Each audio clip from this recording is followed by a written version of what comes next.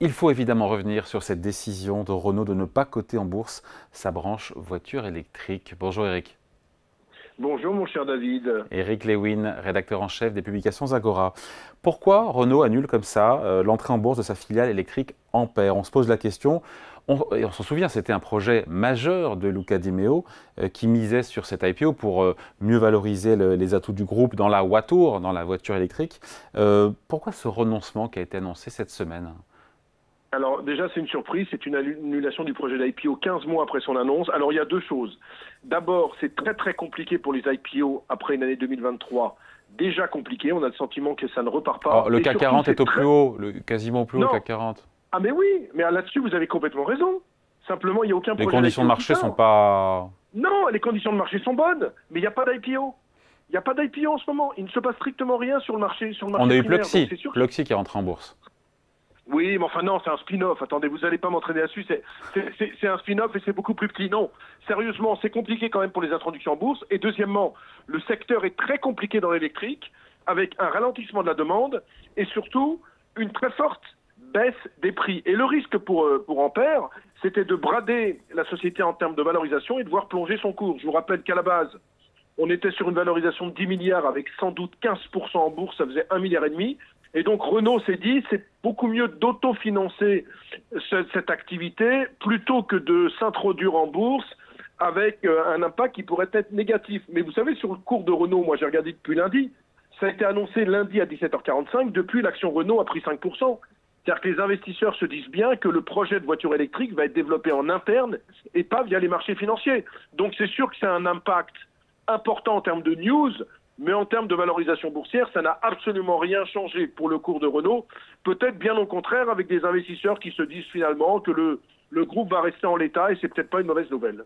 Après, il y a cette guerre des prix en toile de fond que se mènent les constructeurs dans l'électrique sur fond de rivalité, de concurrence, de montée en puissance des constructeurs chinois, ce qui évidemment grève et lamine un peu les marges des constructeurs.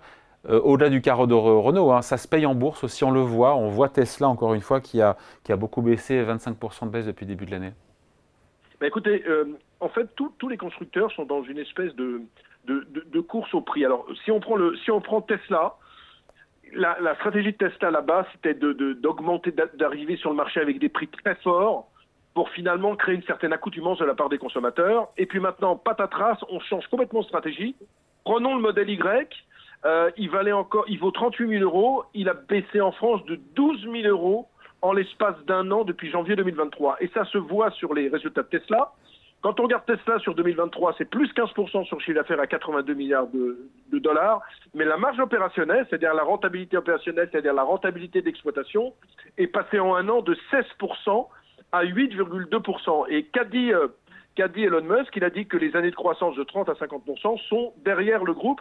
Et la grande problématique, c'est que Tesla a même envie de lancer des véhicules low cost pour concurrencer les groupes chinois, c'est-à-dire faire des voitures à 25 000 dollars. Et la baisse des prix, vous savez, c'est pas simplement Tesla, c'est même en Europe.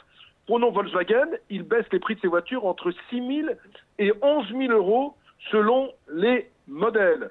Et comme en même temps, il n'y a plus de subventions à l'achat pour les modèles électriques, hein, il y a Berlin qui a un problème budgétaire, on ne va pas revenir là-dessus, mais Berlin a sabré du jour au lendemain toutes les subventions à l'achat. Et donc vous vous retrouvez avec un marché qui n'est plus un marché en forte croissance et avec une énorme déflation des prix. Et donc c'est tellement inquiétant que même Carlos Tavares a dit récemment qu'il y aurait peut-être un retour de bâton en préliminaire, on comprenait qu'il y avait des discussions hostiles à l'électrique de la part de Tavares, qui disait que l'électrique est moins favorable, donc on engrange plus de profits dans l'essence, c'était une remise en cause de cette technologie, et même Carlos Tavares disait qu'il pourrait y avoir un retour des bâtons.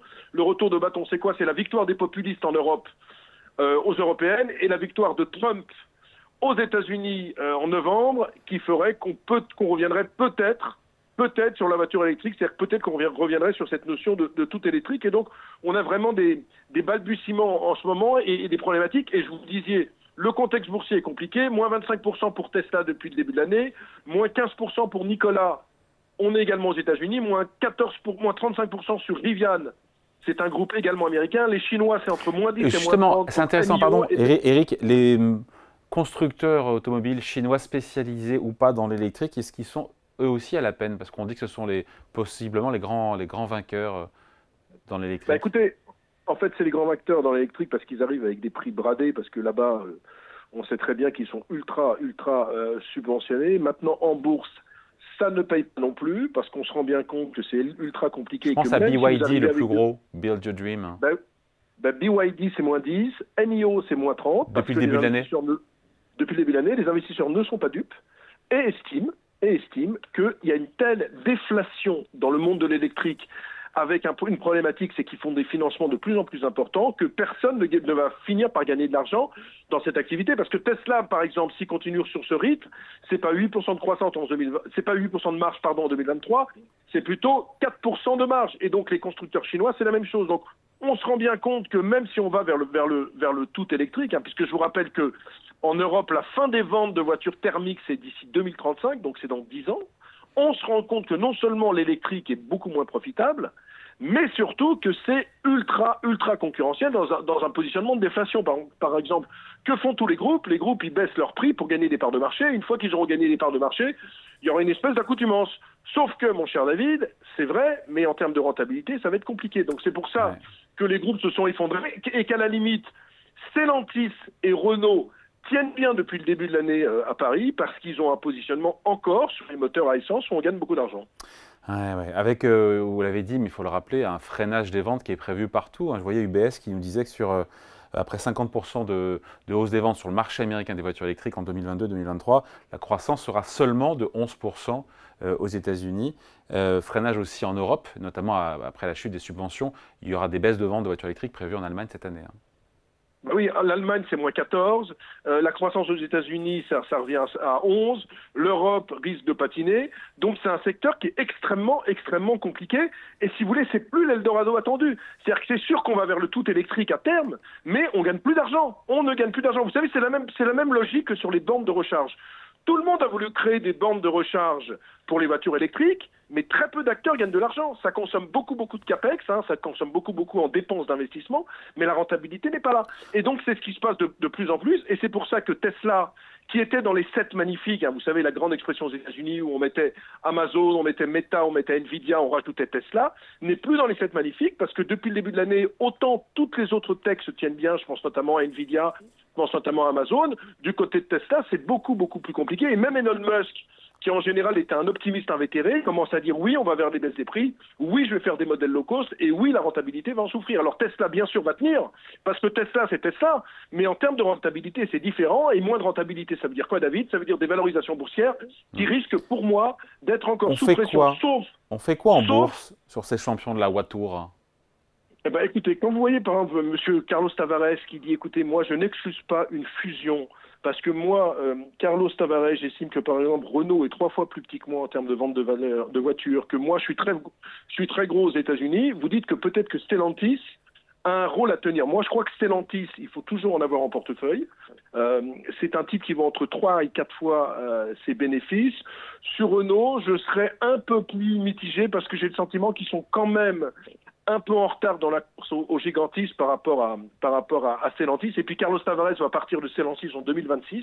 À mon avis, il faut qu'il frappe un grand coup avant son départ. Donc je suis plutôt Stellantis que Renault. Mais encore une fois, même en termes de PER, Renault, c'est pas très cher. Ça vaut 4 fois les bénéfices. Maintenant, moi, j'ai le sentiment que, à la limite, rester dans l'essence pour ces constructeurs, alors c'est pas du tout politiquement correct, il y a de quoi se faire tuer, mais rester dans l'essence finalement, c'est peut-être une bonne stratégie en se disant que peut-être qu'avec la victoire des populistes et la victoire de Trump qui n'est pas acquise aux États-Unis, on reviendra sur cette transition énergétique qui est gourmande en capitaux et qui est surtout déflationniste pour le moment dans ce secteur. Et sur Tesla, juste, on se quitte là-dessus, on fait quoi sur Tesla? Écoutez, on est revenu sur des ratios de valorisation qui sont un peu moins dingues qu'avant. On doit être entre 15 et 20 fois. C'est quand même nettement plus cher que les constructeurs automobiles européens. Moi, je pense qu'il faut rester à l'écart parce qu'avec leur lancement de véhicules low cost, je suis persuadé que quand on fera la décomposition, ils gagneront pas beaucoup d'argent là-dedans. Donc, s'ils montent en puissance dans le low cost pour concurrencer les Chinois, on va se retrouver avec un groupe qui vend beaucoup de voitures, mais beaucoup moins rentable. Oui, mais dans le low cost, dans le low cost, Dacia est très rentable pour le groupe Renault. Ouais, Dacia est très rentable, mais dans l'électrique, il y a quand même beaucoup d'investissements. s'il y a beaucoup d'investissements. C'est une problématique vraiment différente. Donc oui, c'est vrai que Dacia, mais quand vous voyez Tesla, regardez pourquoi Tesla a vu sa rentabilité baisser là, de 16 à 8%, tout simplement parce qu'ils ont baissé en gamme, ils ont baissé les prix. Même si vous êtes rentable, quand vous baissez les prix, vous avez quand même des coûts d'investissement qui sont fixes.